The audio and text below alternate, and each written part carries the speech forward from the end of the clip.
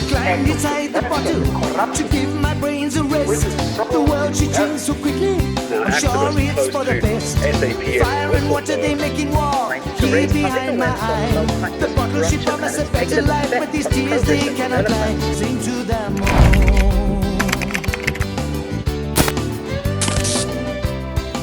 Welcome to Talking Ethics with Zack and Corrie. That is Ethix with an X. And this podcast is brought to you by the Ethix app. Our visitor here tonight is Lulama Qabaka. Qabaka. That's the one. Lulama is an ethics and anti-corruption specialist with the Ethics Institute and is also a BCom law you've got a BCom law qualification as well. Yeah, a graduate. Yeah, you were going to say? But I didn't practice, so... But you've got the qualification. Well, I mean, until the scandal comes out, I think I'm fine. Hey, Lulama, I heard that you're a comedian. Tell us a joke. You know, I used to do comedy, and then I lost my sense of humor, and that's how I got the BCom law. So, after my mother told me the knock-knock jokes are not that hilarious, they told me about Plan B, and that's how I moved into law. She had to be honest. It hurt. It hurt. Bro, before we get into these things, just tell us about yourself. Where do you come from? How did you get involved in ethics? Okay, so this guy has got a very colorful past. Growing up, we moved houses around 9 times because my father was in mining. So we stayed in Cullinan, Klerksdorp, Orkney, Carltonville, back to Joburg by the time I was in high school again. So I've got about 7 best friends from all my childhood. All over the show. And they all live in Joburg now. So I never know who to hang out with. And when I was done with that, yes, sure. Come and hang out with us. There we go. 9 best friends now. You see, There we go. There's no conflict of interest there. So that's just my background. In school, I used to do a lot of sports, but as well as drama. I used to do a lot of stage plays, and we did choir when I could sing. See, there's a lot of things I lost as I went along. How can you lose your singing voice? Simple. Oh. Hansa Pilsner. He's still funny. Ish. So, yeah, I used to do a lot of drama. I used to do a lot of house plays. I won quite a few awards, and I was quite interested in drama. Went to a few auditions, and I got quite a few roles. And my old man was like, "This contract says you're skipping school over your dead body." Yeah, and that was the end of me trying to get into TV and drama. But I've always had an interest in it, and everything I've done so far has sort of always carried on. I've always been animated. I've always been bit of a live wire and the black sheep in the room. Fantastic. So yes, and then eventually when I finished school, I got into, I first did accounting. And when I got to 3rd or 2nd year, I felt like, sure, this is worse than the Zondo Commission. Felt like the Matrix, and I had a headache every day. So I left that and I moved to law. Because you don't have a headache when you're a lawyer. Yes, because you don't get headaches when you're a lawyer. Okay. I mean, talking is my thing, and I thought, can I really sit down every day in my life and crunch numbers? Yeah. It's not a bad thing, but it wasn't for me. I needed to be vocal, and I don't think lawyers like people who are vocal too much. So got into law. I thought I'd practice. Had a bit of an incident in varsity where I broke my hand, and I was writing my last exam, supposed to start my articles. And then suddenly there was some case with the university, which I will not name. And we did the court case, and we had the hearing, and they said, okay, you've been suspended for 5 years. So we had to fight it. Initially, when I appealed, I went in with a friend because they said you may bring a student rep. Right. Student rep meaning anybody registered with the university at the time. I took them with me. We went there, and they just said appeal denied. So we had to go all the way to the North Gauteng High Court. And eventually that was, they realized that it's not going to be a winnable case for them. Sort of conceded, and then gave me back my credits and said you can finish off your degree. But by then, no law firm was going to touch me by then. Oh, no. Because those prestigious law firms, they're very fussy about, like, you must have a super clean record. Yeah. But I was lucky anyway, I applied, and that's when compliance was starting to become a thing. So I joined Armscor as an intern, the oldest intern I've ever seen, the most tremendous, most oldest intern, the biggest intern at the organization. That's you. That was me, the biggest intern. So there I was, the biggest intern at Armscor, and I was compliance and risk, because majority of the people are in engineering there. Yeah. So I did compliance and risk, and of course, this whole thing of ethics was becoming quite a thing. So it was given to our division. There wasn't a lot of us, about 3 of us, plus my boss and my other colleague. And of course, as you trying to implement it, you don't know much about it, and you're trying to find out from the Ethics Institute, what do they do, from IRMSA, these types of professional bodies. And as time went along, we did the ISO 37001. Okay, yeah. That's called the Anti-Bribery and Anti-Corruption ISO standard. So went and did that, and we tried to implement it in the organization. In Armscor. At Armscor, yes. Unfortunately, I left before I finished implementing it. Okay. So when I did the ethics course, the ethics officer certification program, I think I bothered everybody there, from Leon to Chris to Fatima. I was loud and brash, and Yeah. When did you do the course? I did the course sometime in 2020, I think. No, 2018. 2018. Yes, Okay. 2018. And then Chris reached out to me and he said, "There's an opportunity. Why don't you apply?" Okay. And I thought, well, let me show them how good I am. Yeah. And I applied, and as soon as I got in, I didn't realize how much work still needs to happen there, and my own development was quite. I needed to speed it up, Right. Because they said you told us a lot about SOEs, so we think there might be a good fit for you. Oh, yes. Yeah. Going in with the SOE, so that's how I got in. When I got there wasn't too many SOE clients, but over the past few years, we've grown that SOE portfolio quite a bit. And I've managed to understand more and more in terms of what's happening in that space. And In the business day, you mentioned that SOEs are having a sliver of hope. What did you mean by that? so there are SOEs that are actually functional, but they don't make the news. They don't get their day in the sun. They're quite functional.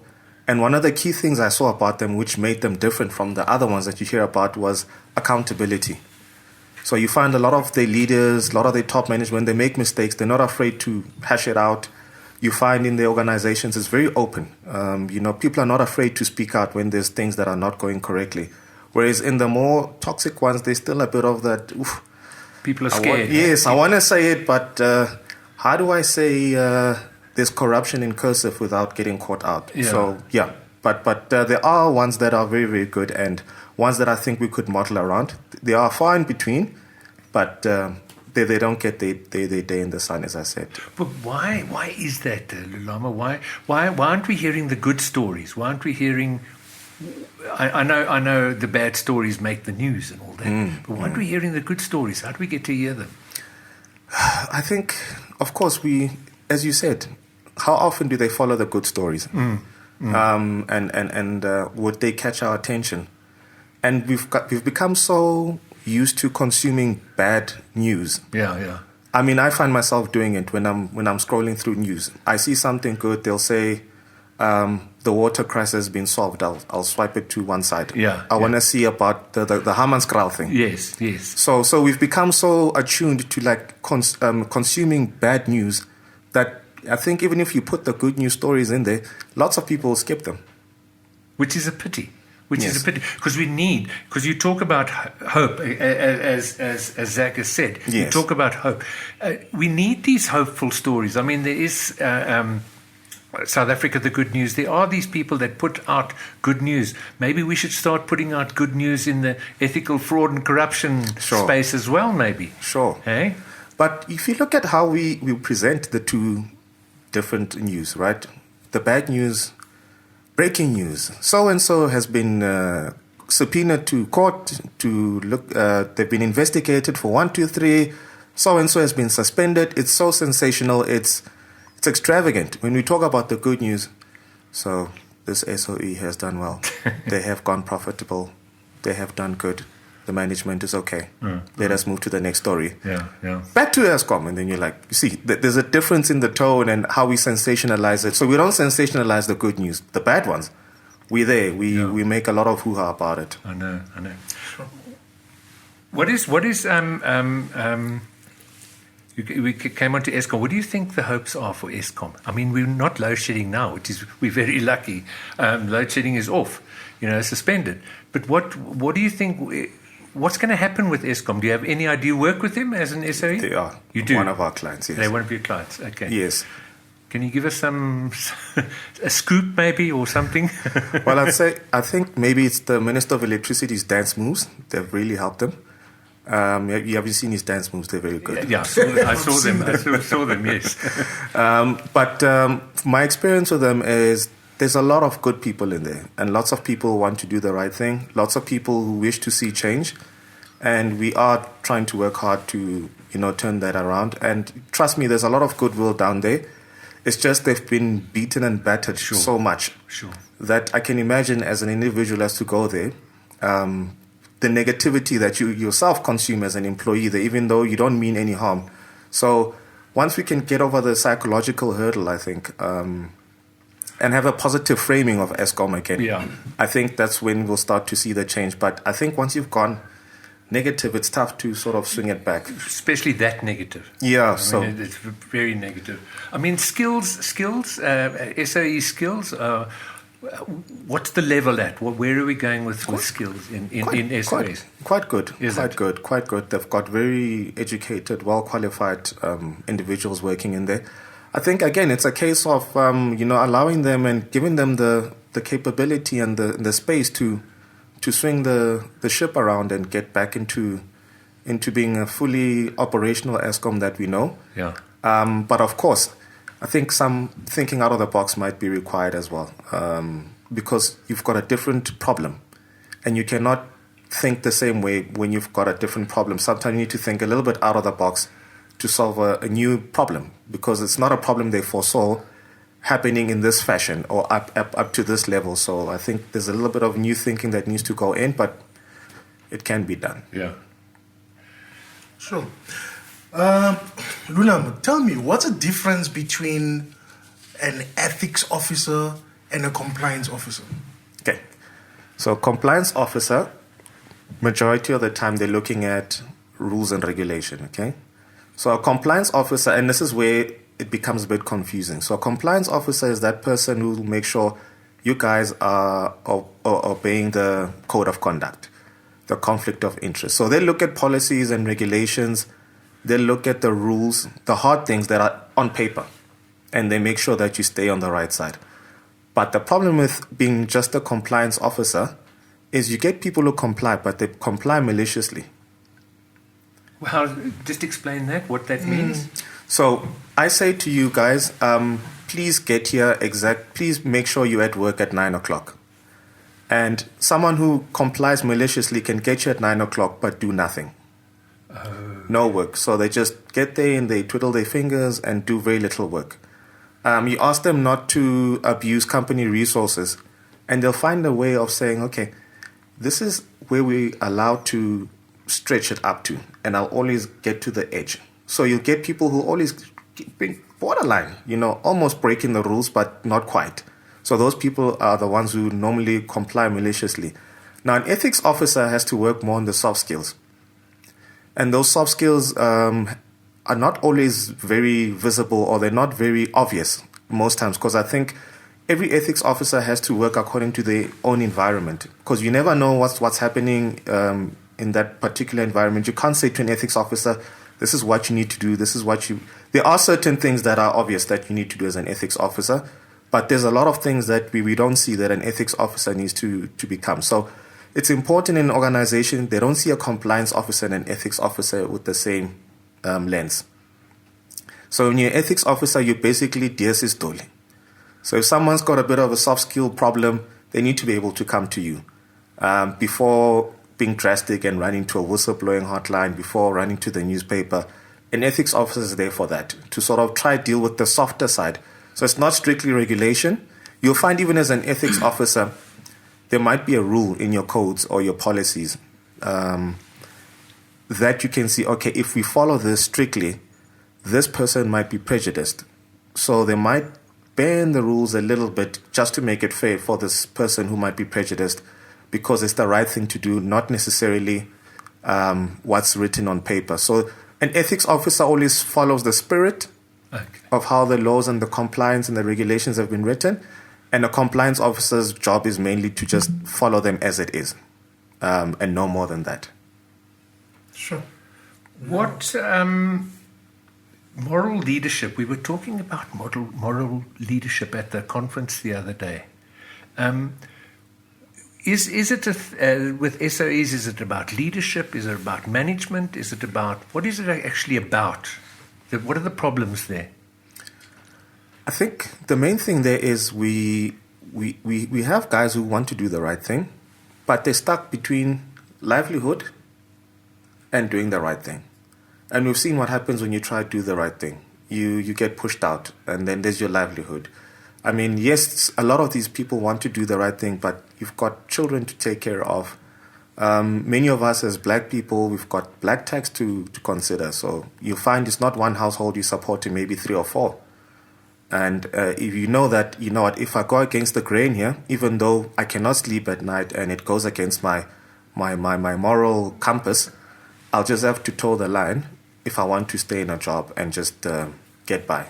How does one change that? How does that change that mentality? Because you were saying earlier that there are some SOEs that are doing the right thing, So these are not there yet, where this happens, or does it happen across the board? When we look at our own moral psyche as South Africans, right, we get very upset with our leaders when they've been caught for corruption, this, that, and the other.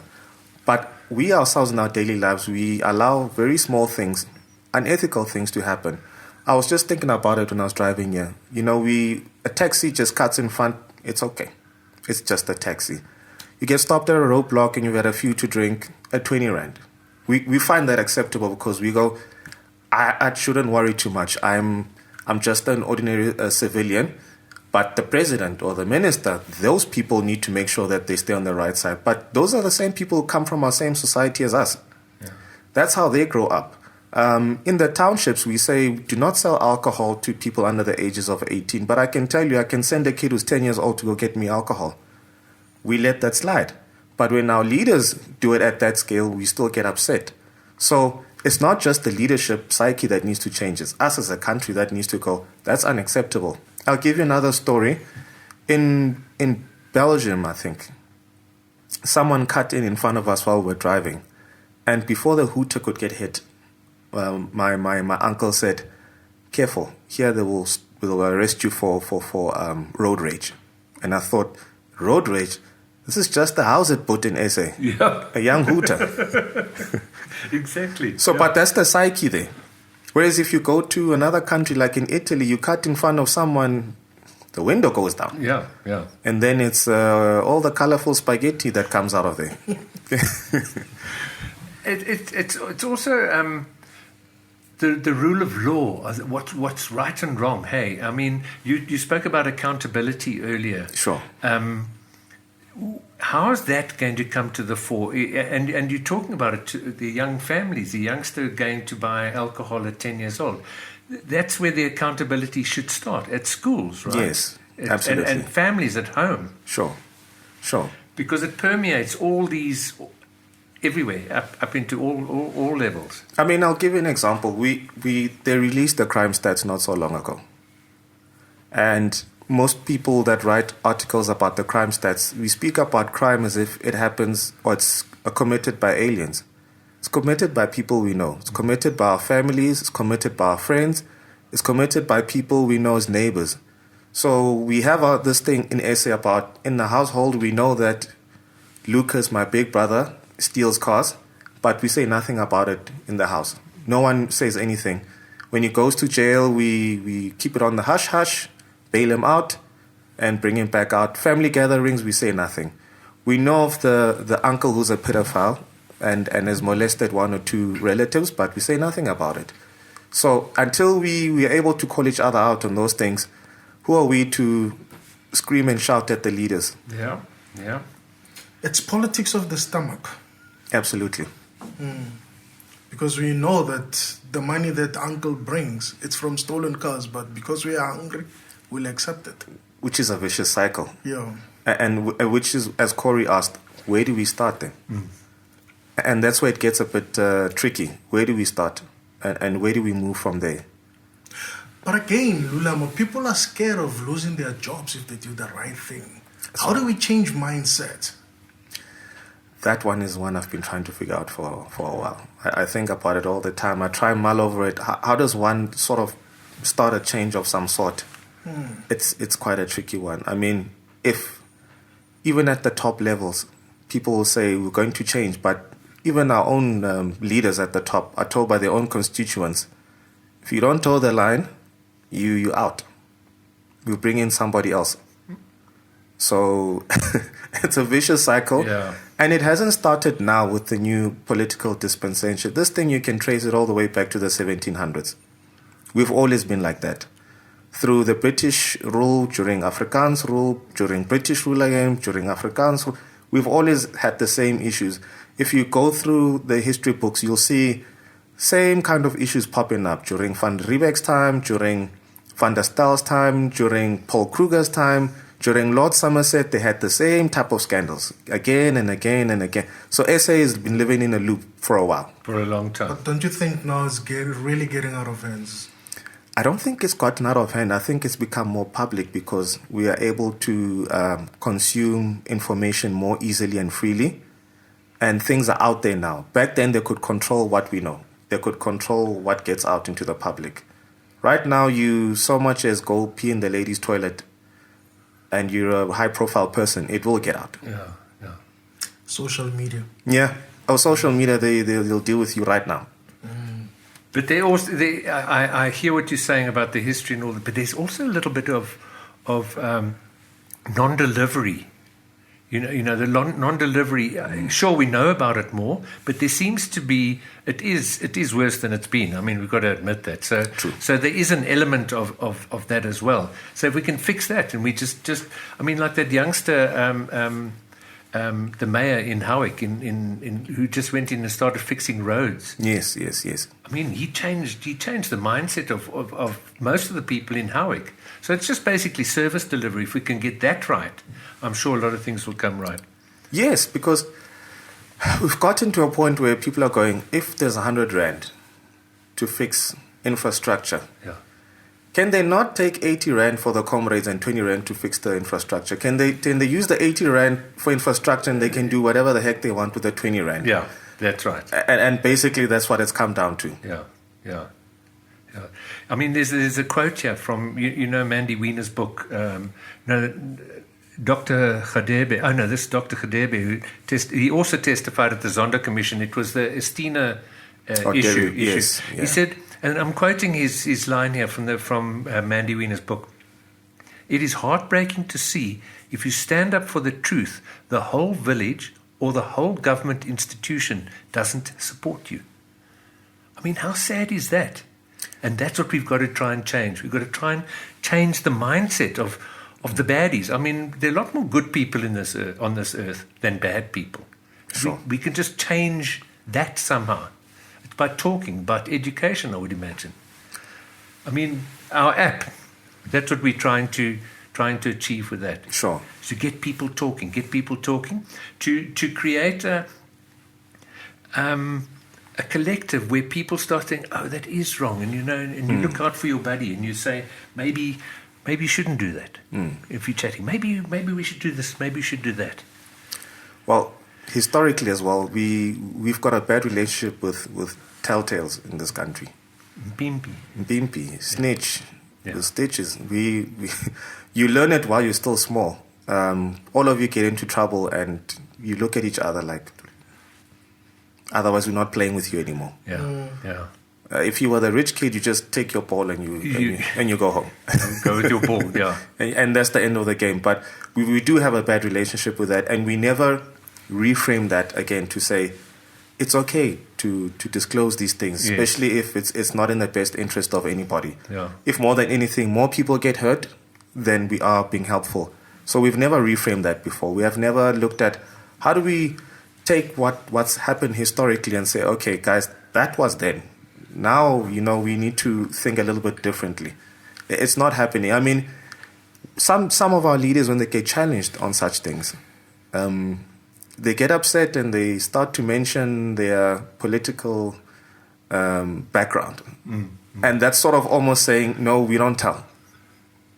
And that kills it then. Yeah. So until we start to hear different stories, I don't think it's going to change. I mean, I think if I'm not mistaken, on Mandy's book, the only whistleblower there who got out clean was Patricia DeLille. Patricia DeLille. She's the only one who didn't who got out clean and still has a career. But the rest of them, all of them, nothing could happen there. That's right. That's right. Yes. I think ethics should be taught at school, like from primary level. It should be taught. I mentioned that in my article that came out this week, that we should look at having it at schools, and it shouldn't in the syllabus. Yes, it shouldn't be that you hear about ethics for the first time in the workplace. Because sometimes you don't even get it in universities, depending on the stream that you choose. You might get to have ethics for the first time in the workplace. I mean, I remember I heard of ethics in passing, sort of at varsity. You must be ethical, you must do things the right, but it's not in detail in terms of you're not sure what must you do with this ethics. Yes. It can be a little bit grey at some times. Yes. Yes. And we shouldn't think that ethics should only be concentrated at the lower levels, because I'll tell you, it happens everywhere. Even in our exclusive schools, right? You are taught that you are cream of the crop, you are the top 1%, and nobody else matters. So when ethics is not being entrenched there as well, these are the very same people who become tyrants when they start working for JSE top 40 companies. That's where your Marcus Eusters come from. From that type of schooling where you taught that you are elite, you are important, and everybody else is nothing. So then they literally dehumanize the people that they work with, and they see them as headcount, but not as fellow employees or colleagues. Marcus Euster thought he would never get caught. That's what they teach. I cannot understand it, but I just wanted another quote here by Sharon Watkins, ex-Enron VP and whistleblower. I remember her, yes. She was the accountant. That's right. She says, and this is a quote from her, and it relates to what you've just asked, Zach. Mm-hmm. Ethics needs to be taught like a skill that's like accounting, where you're really going through all the different dilemmas that might cross your desk. Yes. So actually write it. So what are you doing? I'm doing ethics. I'm doing maths. I'm doing whatever. So yes. So just to add to what you guys are already talking about, she said if that had happened, Enron might not have happened. And it's also the top 1% who think they Teflon coated. Yes. No one can touch them. So we can do and say what we like. And that's exactly how Kenneth Lay and Skilling ran the company. Yes. I mean, they asked Skilling, do you remember selling $70 million worth of shares? And he goes, not so sure. I don't think I could forget even selling $500,000 worth of shares. Yeah. But 70 million, I can't remember. And then when he left, the one congressman said something interesting. He said, Enron is such an interesting case because it seems like the captains got onto the safety ships and left all the clients on top there. Yeah. But the crew members left with the captain, and you guys left the ship to sink. So that again, as Sharon correctly said, it could have avoided some of these things. I don't think you can completely take it away because we are human. Yeah. And we are imperfect in our nature. But there's things we can do to, sort of manage this better. I mean, if you look at the Scandinavian countries, which also is a bad comparison because they've got a very great GDP, they've got a great working economy. If you look at all those Scandinavian countries, they employment rate of 90-something%. Mm. So it's unfair when people say, we should model again. No, we shouldn't. We can't model with them. They've got more work than they have, than they know what to do with. Yeah. So we're not in the same space. We're not in the same environment. We're not in the same predicament as them. So we shouldn't really use them as a model. But we can look at them as something to aspire to. Exactly. And that's exactly. Aspire to that. Stop embezzling and stop taking the money and put it into education, put it into housing and roads and development of the people. Create jobs. then we can start. How do we get there? Okay, we've got 40%. We're 40% of the way there. 50%, 60%. Almost there. But I think going back to the school,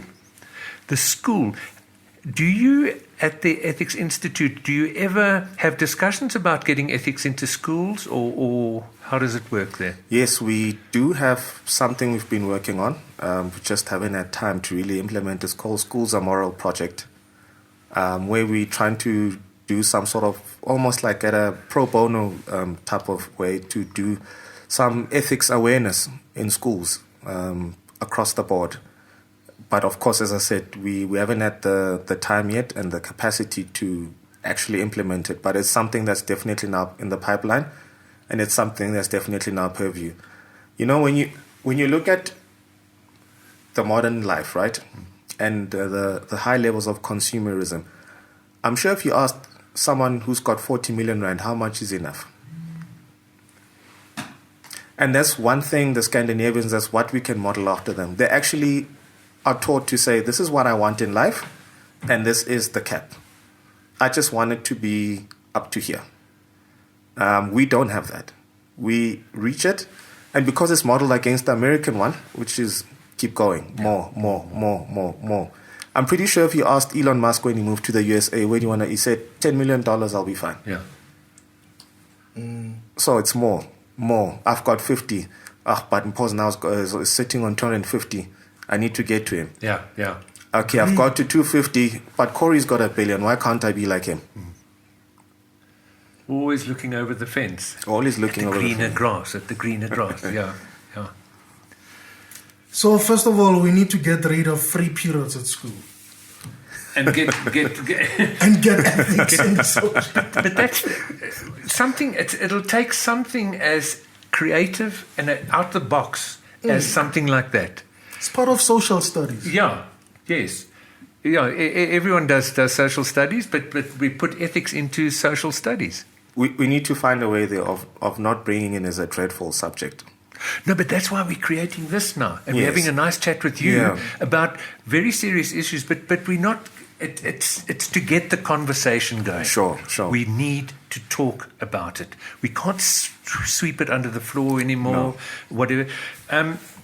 Because what do you think are the words whistleblower? People go into that's Mpimpi. Is there a correlation between whistleblower and Mpimpi, or that's the problem we were talking about just now? Yes, and I think when you say the word ethics, people immediately correlate it to corruption, to whistleblowers, and it's much more broad than that. It's actually more of the culture. That's what ethics is more about. It's more about the culture and the behavioral side of it, and more about how do we make this a nice place to be at? How do we make this a tolerable place to work at? How do we make this a nice place to go to school? Let's look at the teachers, for example. A lot of them in the lower levels, in the township schools, are scared of their own students. Yeah. Because students bring in knives and guns and other dangerous weapons. But where do those students get them from? From the communities they live in. Some of them, they get them from people they look up to. Could be their own older brothers, their fathers, their uncles, friends. So it goes full circle again, and it's got a negative connotation. I was listening on radio and they're speaking to teachers, and they were talking about how terrified they are of students and how much they have to go through every day. It's just, and someone said as well, similarly to police reaction, said if you stay in Sandton and you call cops, they're there in no time. But if you're in Alexander and you call, you'll be lucky if they even pitch. They ask for transport. You should come pick them up. Yeah. Sometimes they'll even send one car and they go, what's the problem? And then it ends there. Yes. So I'm just trying to understand. So the difference between fraud and corruption and ethics, there's a perception when you say fraud and corruption. So the idea is to try and separate them. Is that what you're saying? Or it's not really to separate them, because corruption and fraud, of course, falls under, you could say, it's unethical behavior. Yeah. But they shouldn't think that fraud and corruption is ethics. You see, that's what I'm saying.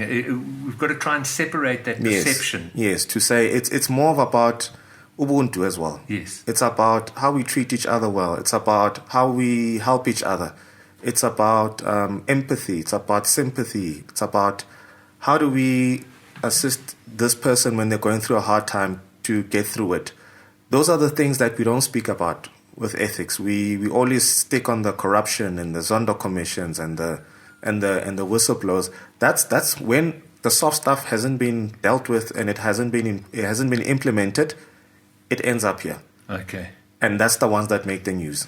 The whistleblowers, the fraud, the corruption. But we never dealt with the easy skills. The soft skills. The soft skills. As you were saying. Yeah.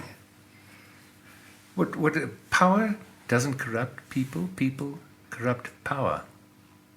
I mean, it's just a saying I picked up here, but I mean, it's getting back to what we need to do. We need to get this conversation going and going to everyone. I mean, have you got any ideas of what we can do better to get this conversation going? How we can increase this? I mean, we've got a place right here, you know. Zack and I talking about it, but how can we get this out there to more people? I was thinking, as you were talking there, I was thinking about getting school kids in here. Yeah. Get those influencers on social media. Because they spend 90% of their time showing kids how the latest Louis Vuittons are and they're in Dubai. Get them to come and speak about ethics. And nobody really says where they get the money to buy all those things. Exactly. So without being judgmental to them, let's get their version of what's their understanding of ethics and how would they fix things. Because surely as well, wherever they are not also happy with the status quo in terms of what's happening especially in the country. With the amount of people, youngsters without work. Yes, they can't be happy with the status quo. So, and we don't know what others have to do, as you said, to get the things that they have. Some of them is just borrow me your shades. And then I take pictures with Gucci's, but they're not mine. But I mean, there's a whole lot of that happening on social media. Exactly. So hence I'm saying, if we can get some of the more popular influencers to come and talk about it, get some of the heroes. And I think you'll see that when you speak to them about ethics, the understanding will be about corruption and crime. Yes. And maybe you could start just getting them to sort of soften their thinking around that, to say there's the other side of it, you do know, right? Which is prevention. Right. It's not always about the hard stuff like corruption and whistleblower. We can also look at the other soft stuff to say, how do we get that inculcated? How do we get the community to say, we're just not going to tolerate people bringing weapons into the school? Or the kids to think, actually, I'll feel bad if I bring a weapon to school. Yeah. At the moment where we are, a kid brings a weapon to school because there's others with weapons at school. So it's almost like the American gun thing that just the Second Amendment, which is very divisive in the country. Yeah. Half of the country says, leave us with our guns. Yeah. Second Amendment, it's our right. What do you and just to, I know we were on the softer bit, but I mean, do you know anything about how Shamila Matoy is doing at the NPA? She doesn't talk to us much, that lady. I sometimes think, please tell us how you're doing, because I saw in a Financial Mail thing a little while ago that they're actually doing quite well. They've, but they're not letting the public know that they actually are doing well. Do you have anything to do with them at all? We have done some work with the NPA, but we don't have those kind of details. But just my own opinion, if you look at how some of the Department of Justice heads used to work, especially one called Robert Miller, the one who investigated Trump, he kept the country in the dark. But they work meticulously in the background, and they fine-comb everything, and they only speak when they have something. I would rather have a Shamilia who does that than someone who comes up every 2 weeks and says, we're looking into it. Okay. Point taken. That's good. And then the fourth time she comes up, you think, oh. There we go again. Yeah, we go again. Yeah, we're gonna sing songs here about nothing. Yeah. She had a lovely quote. She said, the NPA, when she joined it, is like trying to patch and fix an aeroplane while it's flying. In the air. In the air. That's what the NPA is. Ay, ay, ay. But I think back to the school kids. Sure. I think, Andy, get the school kids in here, and we start getting influences here, and get people, and this is where we're going to go. This is what we're going to do. I agree with you. Lulama, and we're going to work with you if that's okay. That's fine. Hey, I'll be there. brilliant. I support it big time. Fantastic. I support it big time. Do you know influencers? How do we get hold of these people? Do you know Zach? They're on social media. So what? I We suppose look for the one with the numbers. with the numbers. Okay. I don't know how to do that, but we'll do some homework. We'll find someone. We'll work with you, and we'll find someone, and we start getting these youngsters in to come and talk to us. I may know a few, so. Okay, there you go. So as a start. We'll see how we speak to them. Fantastic. Okay. Do you have anything more you'd like to add? Yeah, before he goes, can he tell us a joke, please? Please, Lulama. Do you know when they say, every time someone says that, I die a little bit inside. I'm like, not another tell us a joke. Wow, that's funny, eh? But I will do something. Give me one politician you'd like me to imitate. Malema. Malema. Okay, let's have a conversation with Malema and Mantashe. Okay. Okay. No, actually, I'm gonna change it up. Let's have Zuma and Mantashe Okay. talking about. Give me a topic. Ethics. Ethics. Okay. Let's go. Zuma first. This ethics. What is it, Gwede? No, Julius. It's not Jacob. You must pay attention to ethics, and then is what we say to the ANC. Thank you.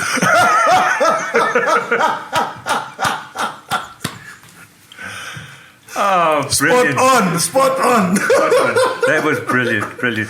Lulama, I want to thank you so much for coming in. Thank you for inviting me. No, this has been fantastic. Really. And I'm now so excited. We're going to get youngsters in here, and we're going to start. We're going to go into schools. Yes. With your help. Of course. And there's one or two foundations that I know of that I think would be interested in chatting to you as well. Fantastic. Thank you, sir. Thank you so much. Thank you. Really appreciate it. It's a pleasure. Appreciate it. It's a pleasure. It's been brilliant. Thank you, Andy. Thank you very much. Thank you, Andy. Do we need to clap out? Let's just make sure. Yeah, can you just clap us out, please? No, I mean it. Oh. I thought you were joking. Clap us up. In my eye, the bottle she promised a better life, but these tears they cannot lie.